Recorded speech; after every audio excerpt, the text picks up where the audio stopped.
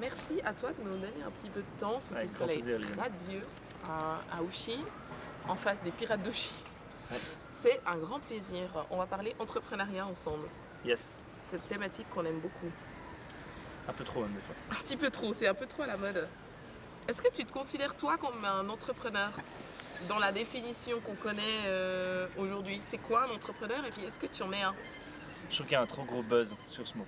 On veut tous être entrepreneurs, on a l'impression que c'est une catégorie de personnes qui font des choses extraordinaires, qu'on sait pas trop quoi, comment et tout. Je pense qu'on est tous au fond de nous en fait. J'ai ma mère par exemple qui faisait des confitures à la maison, puis elle a eu des voisines du quartier qui trouvaient trop bon comme confiture, donc elle a demandé si elle voulait en faire, puis elle en a fait. C'est presque entreprendre, je trouve, et peu importe, il n'y a pas que le business.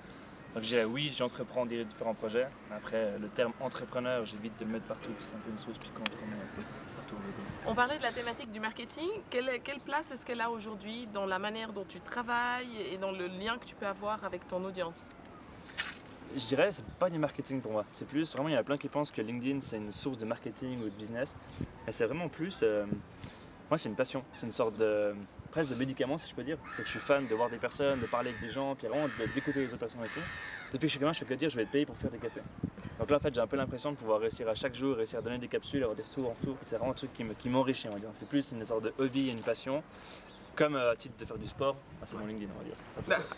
Et puis, dans tes différentes expériences jusqu'à maintenant, quelles ont été tes plus grandes réussites personnelles? Franchement, je dirais réussir à battre la peur du regard des autres. Parce que quand tu te lances, t'es une sorte de lumière aussi, t'attires un peu les regards. Puis surtout en Suisse, je trouve, et en Europe, t'as toujours un peu ce regard des autres qui pèse sur toi. On a l'impression que t'es pas assez bon, que t'es pas assez machin. Puis il faut que tu sois suffisamment brillant pour les autres, pour te mettre à un niveau qu'on t'impose, qui en fin de compte n'est juste pas nécessaire. Donc c'est vraiment, je dirais, c'est d'avoir réussi à battre cette peur-là, on va dire. Et maintenant, c'est juste voilà, j'avance là où je vais aller, j'écoute que moi, puis je prends des avis qui sont constructifs, mais s'il y a des critiques, je m'en fous, puis j'avance à fond. C'est plus ça. Merci beaucoup pour ton Merci temps. à toi, avec grand plaisir. Excellente journée. Merci, Et à pareillement. bientôt.